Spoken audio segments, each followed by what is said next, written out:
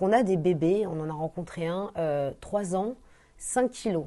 Normalement, à 3 ans, on fait 14 kilos. Donc c'est des gosses qui sont déjà au seuil de la mort et qu'on ne pourra plus en fait soigner et aider.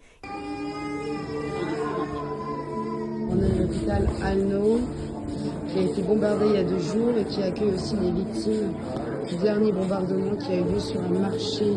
Le personnel est débordé. Je suis Manon Kérouï-Brunel, grande reporter, et je rentre tout juste de Khartoum, capitale ravagée par près de 2 ans d'une guerre civile sanglante.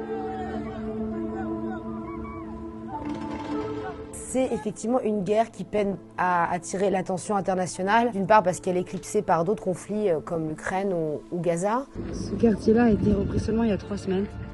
Les immeubles sont tous complètement abandonnés. En dépit des chiffres hallucinants, on parle de 150 000 morts. Et les populations civiles sont effectivement coincées entre les deux belligérants, soumis à des bombardements intensifs, à des déplacements de population très forts et à une aide humanitaire qui a beaucoup de mal à pénétrer. Et donc on a une politique délibérée d'affamer les populations locales. Et le seul filet suspendu au-dessus de ce gouffre, c'est les cantines humanitaires où une fois par jour, les gens se pressent pour avoir 2 louches de pâtes.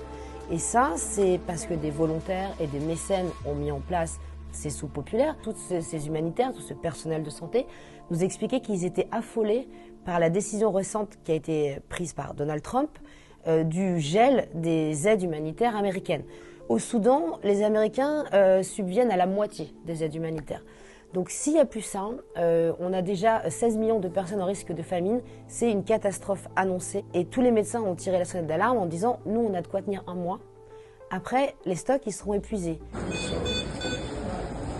Dans l'un des derniers établissements de santé encore opérationnels, il n'y a plus d'antidouleur. Donc on a rencontré un jeune garçon de 12 ans qui a perdu sa jambe dans un bombardement, qui a été amputé au-dessus du genou.